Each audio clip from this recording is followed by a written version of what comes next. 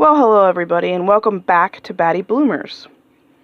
I have a seed haul for you, and I was going to also show you a quick little tutorial on how to winter sow in milk jugs. I know there's some people in my family that was a new concept to them, and I don't know whether they watched my video or not, but any of my viewers that need to see a quick... there's so many videos on YouTube, but I figured I'll just make a really quick video on it, and yeah. So anyway, let's get into the seed haul. We went to Home Depot the other day, and I couldn't resist. Of course I got delphinium, because I love delphinium. It's one of my favorites. And I got California poppies. I like this color mix. I'm not a big orange fan, but I like this kind of a blush pink there, and the lemony, the buttery yellows, and those kind of rosy kind of colors. So I haven't grown these in a long time, so we'll see how they do. I bought two different kinds of lavender. That says true lavender, which I have no idea what that means, and Munstead lavender. So any perennial you can winter sow. They should be fine. And there are some annuals you can winter sow, but they have to be okay with the cool weather, not hot. Then I bought coleus. I did this from seed last year, and I had really good success. And versus buying a pack of it, you know, I paid $2.49, and I could probably get a couple years worth of plants out of this for only $2.49. So that was good. I got impatiens. I got these last year and had no success. I think it's too cold down here in my basement. And it's actually colder because we put some shelves up over there with Christmas decorations, and it blocks the heat from the furnace. Because it used to get up, let's see, there's my thermometer. It used to get a little higher than that. It used to be like 64, maybe, and sometimes it goes down to 60. So anyway, I think these needed warmer temperatures. So I might bring them upstairs and put them in a sunny window or something, I'm not sure. Then I saw this, and I have no idea what it is. I still haven't even researched it. It's called Linaria. Like, the bees like it, I guess. I don't know what it is. I don't even know if it's an annual or perennial. Trying to see if there's any information back here on it, on whether or not it's an annual or a perennial. But I see nothing. I don't know anything about it, and it's weird this packet doesn't say if it's an annual or a perennial, but it was pretty. And the name Fairy Bouquet kind of caught my eye, so I thought I gotta give that a try. So then I did plant these last year, Texas Bluebonnet lupins. Oh, it says an annual. I would have thought this was a perennial. Maybe it's not a true lupin. I did plant these thinking they were perennials, which is interesting because, it says it's a hardy annual. Yeah, wow. Okay, well. Alright, and then I got garlic chives for my white garden because they look like alliums, because alliums are in the onion family. So I thought I'd plant them in my white garden. And then I got verbena, which I don't know if it's a trailing, let's see, lower mounding variety, ideal for middle borders. And then this, I splurged and I got ranunculus bulbs. I've never grown these. Every spring I see these plants, like one plant for $6, and I say, oh boy, I don't want to pay $6 for one plant that's not going to live. Well, I ended up paying $10 for 30 bulbs, and they look like little spiders. They're kind of weird looking. I think you have to soak them. First, I'm going to have to do some research because I really don't know much about growing them. I hope I can have some success though, because I think they're the prettiest flower. I just love them so much. So we'll see how that goes. And then I got something else that I've never had before. It's called Ixia. I just thought they were so pretty. This again is 30 bulbs. I paid $10. Now, I didn't realize when I bought it, I probably may not have bought it if I would have read that their hardiness zone is 8 through 10. And I am in a zone 6B, 7A, something like that. This year it felt more like a 6 than a 7. So I don't know. They're already trying to grow. I should just plant them in a pot maybe. So we'll see how they look, if we get pretty blooms like that. Just thought they were really pretty. So that's my haul from Home Depot. I know I said I told myself I wasn't buying any seeds this year. Haha. And I have more I want to buy. I want to get more of this thing here, Jewels of Opar. They were really cool. I hope they reseeded in the garden, but I want to buy more just in case they didn't. Okay, so I already have done some winter sowing in milk jugs. I did some onions and some flowers. I think I did some Bells of Ireland, which is an annual, but they need the cold period to germinate.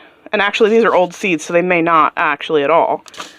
Anyway, so I start by taking a milk jug, and before I cut it up here, I poke holes in the bottom like this one, drainage holes.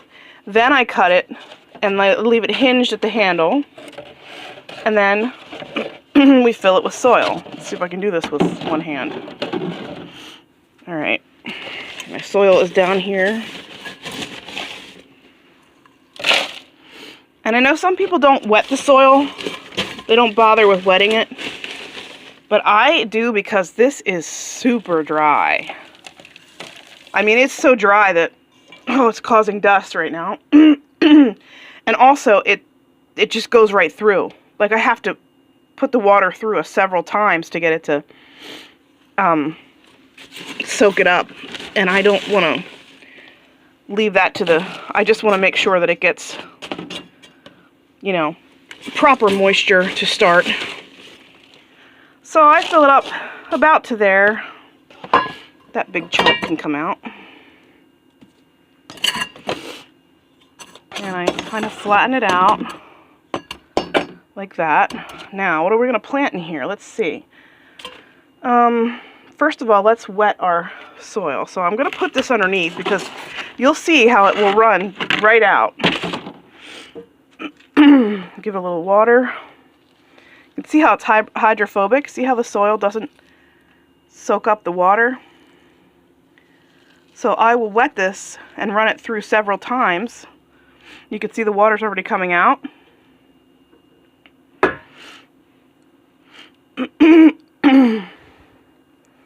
Because it just hardly, it's still completely dry.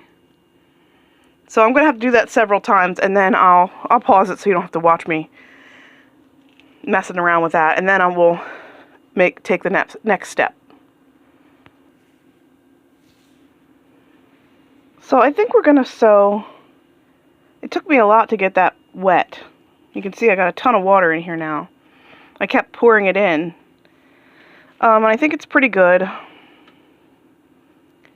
And then I have this white flour mix I bought probably a few years ago now. That I need to just use up. I'm trying to use up a bunch of my seeds because I have so many seeds. And I have a white garden, and so if anything comes up, I can use it in my white garden. And I'll just show you this, all different seeds in there. See if I can get you zoomed in. All different sizes, because obviously there's all different types of plants in there. So I think what I'm going to do, scatter seed evenly over prepared soil. Keep evenly moist until most plants germinate. I think I'm just going to sprinkle them over, and then I'm going to give it a light coating of soil. And so just going to sprinkle There's a lot of little ones, but there's some larger ones that are in there as well. Now this is going to be probably, I'm wondering how dense this is going to be when they come up. Because there's actually a lot of seeds in there. I might not do the whole packet in this one, but I'll just do some, and we'll see what comes up. Okay, so then I'm going to take a thin coating of soil and just lightly cover it.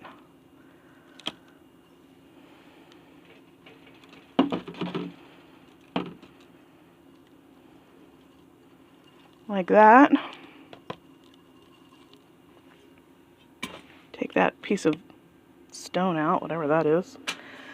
And then another thing, anytime you're planting, you need to make sure the seeds have firm contact with the soil. Even if it's seeds that they say just scatter on top and don't cover them, you still have to make sure they get firm contact with the soil. So you push it down. I even saw a lady on YouTube, I forget what her name is now, but her YouTube channel, but she is a flower farmer, and she said she had trouble with her seeds germinating, except the ones where her cats would walk. And it's because they were pushing those seeds down and making firm contact with the soil. I thought that was really interesting. Okay, so that's done. I could give it more water. I'm not gonna, because I don't want it to be waterlogged. And then what you do is you just put this down. This is like the dome, the humidity dome. And you can use duct tape, which I'm going to use today, and tape this up. You can use packing tape. I don't think it sticks as well, and it doesn't last as well through the weather, but duct tape is the thing that works pretty good. You also want to write on your jug. I have this garden marker. It doesn't fade like I have a Sharpie here, but believe it or not, this Sharpie fades. So I have this garden marker, and I will mark on here that this is a white flower mix and the date that I planted it. And this you leave open so that water can get through there, and then when it gets hot, the hot air can escape through there so your plants won't scorch and die. And I'll set this outside today. It's the last day of January today. And when it's warm enough, they will pop up and they'll grow in there happily until I get them planted out. And it's a really easy way to plant things. Also, I keep a little journal, a record of what I've started. Now, I used to buy from Pam at the Flower Patch Farmhouse. She has the cutest printables. Mine are all gross. I'm trying to find some that are not gross.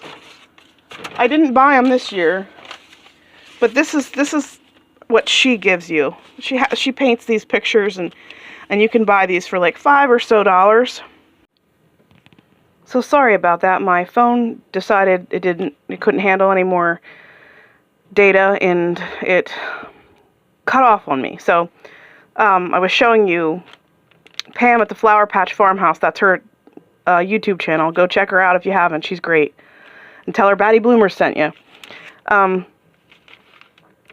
I kind of taken her idea here, and seed starting record, plant variety, planting date, germination date, transplant date, and then any notes that I want to write. And so I wrote winter sown for a bunch of the things that I started already.